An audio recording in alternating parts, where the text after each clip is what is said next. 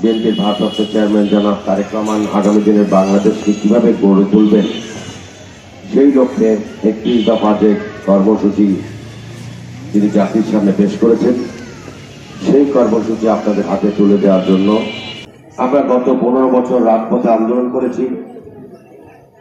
আমাদের বহু নেতাকর্মী জেলে গিয়েছেন, নির্যাতনের শিকার হয়েছেন। একটু আগে এই অনুষ্ঠানের যিনি আয়োজক জনাব তারেক রহমান সাহেব তিনি আপনাদেরকে বলেছেন যে গত বছর এই সময় কিছু দিন কারাগারে ছিলেন। র্যাব তাকে তুলে ধরে নিয়ে চোখ পেতে তারপরে তুলে নিয়ে গিয়েছে। সারা বাংলাদেশের মানুষকে জুলুম নির্যাতনের মধ্যে রেখেছে। আল্লাহ পাকের অসীম রহমত আপনাদের সকলের দোয়া এবং সমর্থনে ভালোবাসায় সকল মানুষের আন্দোলনের মধ্য দিয়ে এই খুনি গণতন্ত্র হত্যাকারী মানুষের অধিকার হত্যাকারী খুনি শেখ হাসিনার বিদায় হয়েছে।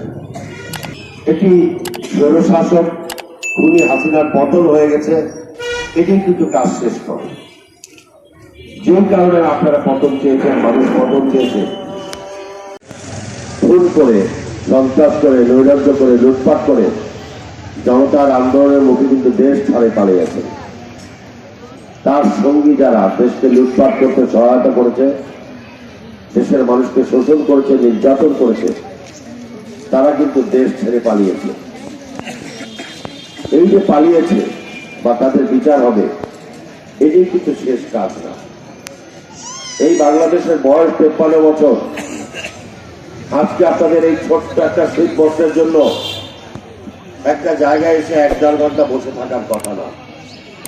রাষ্ট্রের দায়িত্ব হচ্ছে যে যেই বাড়িতে একটি মানুষ অসুস্থ সেই বাড়িতে গিয়ে সেই অসুস্থ মানুষের চিকিৎসা দেওয়া রাষ্ট্রের দায়িত্ব।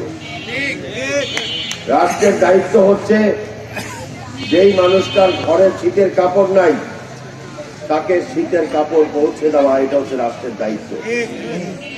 রাষ্ট্রের দায়িত্ব হচ্ছে যেই ঘরে চাল নাই, খাবার নেই, যেই ঘরের ছেলেমেয়েরা লেখাপড়া করতে পারে না তাদেরকে লেখাপড়ার দায়িত্ব দিয়ে তারপরে লেখাপড়ার ব্যবস্থা করা, এটা রাষ্ট্রের দায়িত্ব।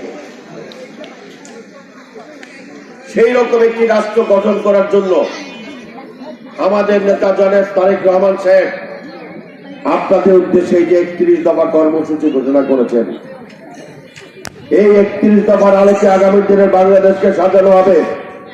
একদিনে সম্ভব হবে না, কিন্তু প্রচেষ্টা তিনি শুরু করতে চান। জনাব তারেক রহমান সাহেবের 31 দফা যদি আপনারা যারা পড়তে পারেন তারা কষ্ট করে মনোযোগ সহকারে পড়বেন, আর যারা পড়তে পারেন না, যারা পড়তে পারে তাদের সহায়তায় তারা পড়বে, আপনারা শুনবেন। কারণ এই রাষ্ট্রটা কিন্তু আপনাদের সকলের, আমাদের সকলের। এই রাষ্ট্র কিন্তু একা কেউ গঠন করতে পারে না।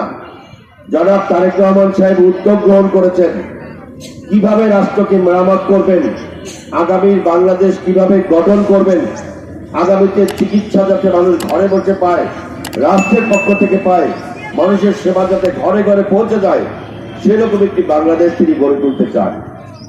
সেই বাংলাদেশ গড়ে তোলার লক্ষ্যে তিনি আপনাদের হাতে রাষ্ট্র কাঠামো ঘোষণা করেছেন আর এখন থেকে 2 বছর পূর্বে। এই কাগজটা আমরা বিগত দিনের আন্দোলন সংগ্রামের ব্যস্ততার কারণে আপনাদের হাতে দিতে পারিনি, বা স্বৈরাচার হাসিনার সরকার আপনাদের হাতে কোনো কাগজ আমাদেরকে পৌঁছানোর মতো পরিবেশ তৈরি করে দেয়নি। এই বাংলাদেশ গঠন করার লক্ষ্যে তারেক রহমান সাহেব একটি রাষ্ট্র কাঠামো ঘোষণা করেছেন। এই কাঠামোর আলোকে আগামীর বাংলাদেশ গঠন করার লক্ষ্যে আমাদের সকলকে ভূমিকা পালন করতে হবে। আগামীতে একটি জাতীয় নির্বাচন অনুষ্ঠিত হবে। সেই জাতীয় নির্বাচনে দেশনেত্রী বেগম খালেদা জিয়া এবং তারেক রহমানের পক্ষ থেকে ধানের শেষের প্রতীক নিয়ে যারা আসবেন প্রত্যেককে আপনারা বিজয়ী করার জন্য সহযোগিতা করবেন। আমাদের নেতা জনাব তারেক রহমান সাহেব বলেছেন, বিএনপির নামে যদি কেউ চাঁদাবাজি সন্ত্রাস করে তাদেরকে আপনারা আইনের হাতে তুলে দিবেন।